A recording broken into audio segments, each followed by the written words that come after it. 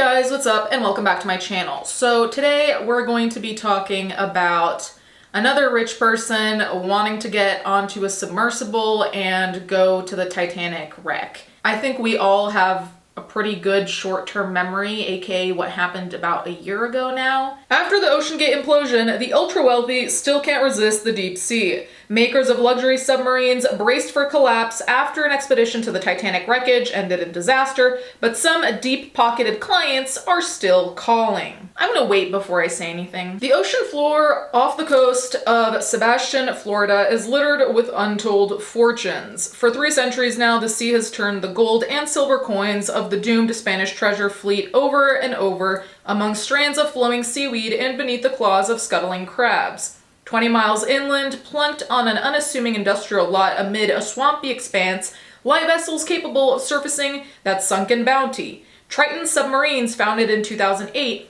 is one of the leading makers of personal submersibles, serving a deep-pocketed clientele with aspirations of exploring the undersea realm. Patrick Leahy? Don't know.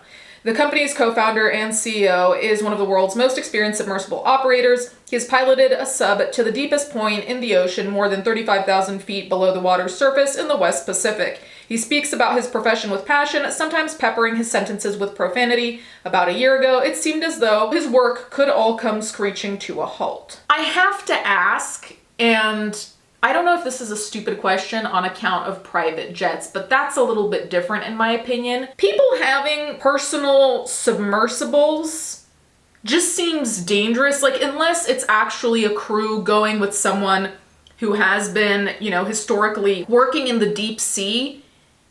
Like, unless you're doing research for something, I'm confused at the market. Like, who exactly are we looking at? If we're not looking at scholars, who else is doing this? And should they be? Should they really be? On June 18th, 2023, the Titan, a submersible built by Seattle-based OceanGate, imploded during a trip to the Titanic, killing all 5 passengers on board. The tragedy turned the world of personal submersibles from a luxury niche into a national fixation. For those in this tight-knit industry, the losses were personal. Leahy was personally fond of Paul-Henri Nargeolet, a Titan passenger and deep-sea explorer whom he knew as PH and considered a dear friend. The grief was enough to be paralyzing, but the industry also found itself in deep crisis mode. I don't know if I'd be using deep, but okay.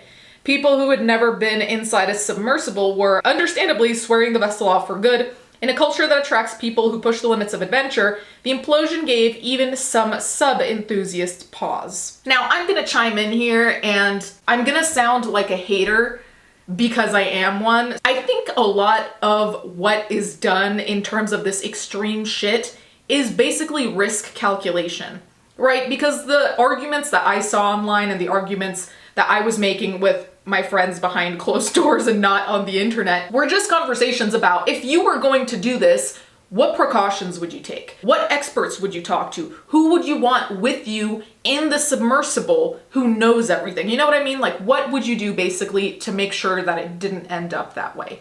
So it's that calculated risk. And I think the reason that a lot of people's empathy ran low is because back with the OceanGate situation, now I don't remember all the details, but there were things that popped up that made even me pause to be like, wait, they kind of ignored this. They didn't think this would be an issue. So I think that the empathy ran low because there was this kind of appearance of bravado. Now, whether that's true, like factually correct that they did have that attitude or not, I won't ever know, but that's how it came off to the public. And it's serious if I'm saying that because I chose to jump out of planes like 11 times. So clearly I'm not that well either, but it was a calculated risk because I was always strapped to my instructor. I did not jump out of the plane by myself, and YOLO, if the parachute doesn't open, I guess it's donezo for me. When I first heard about OceanGate, I texted my family and said, you won't be able to get a hold of me for a few weeks, says Craig Barnett, Triton's director of sales. OceanGate had been controversial in the sub-industry for years. Men like Leahy, Nargeolet, and Rob McCallum, founder of the ultra-high-end expedition company EOS, had pleaded with OceanGate CEO Stockton Rush, who was part of the Titanic voyage,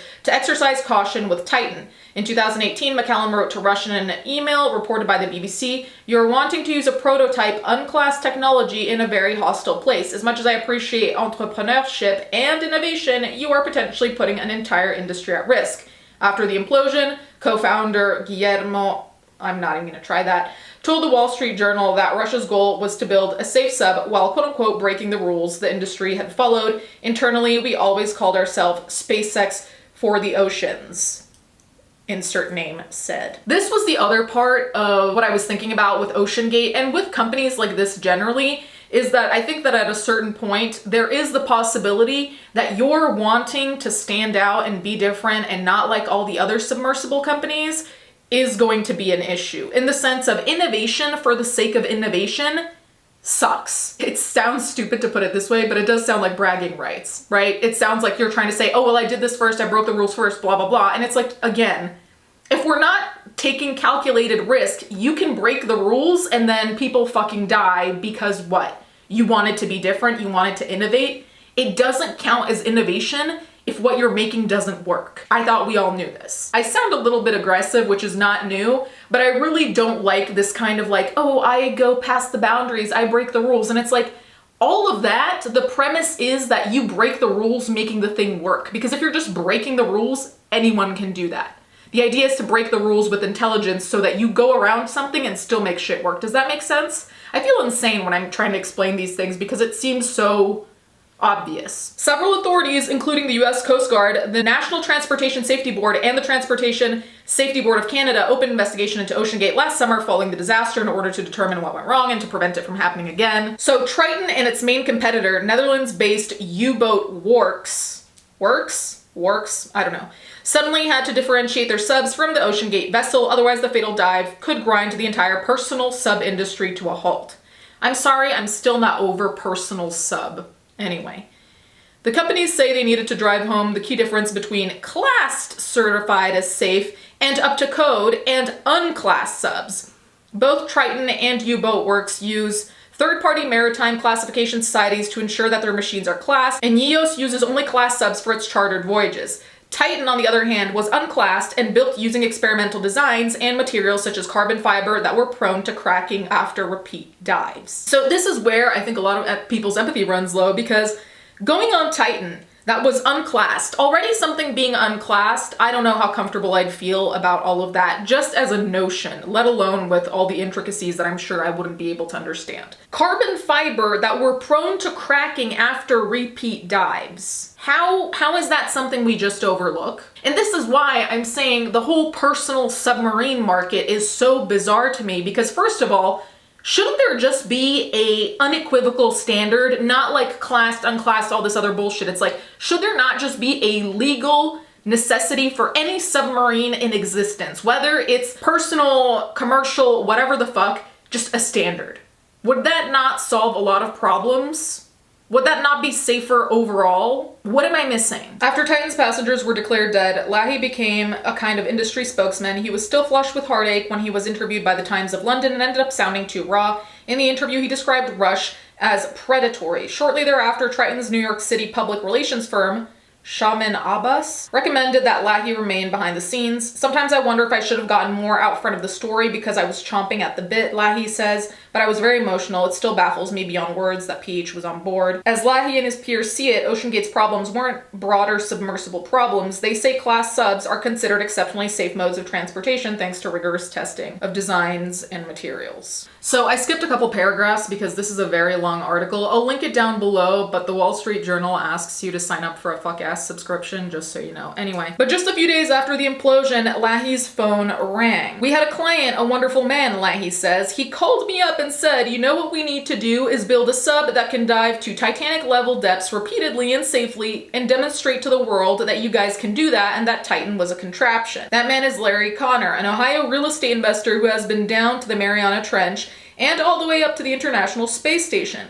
I want to show people worldwide that while the ocean is extremely powerful, it can be wonderful and enjoyable and really kind of life-changing if you go about it the right way, Connor says by phone. These are all things that even my hater ass, I support this.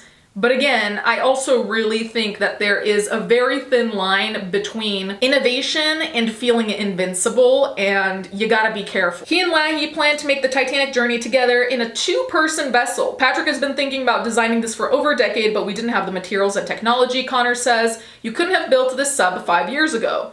Called the Triton 4000 over two, number two, whatever. Abyssal Explorer, it's listed on the company's website for $20 million.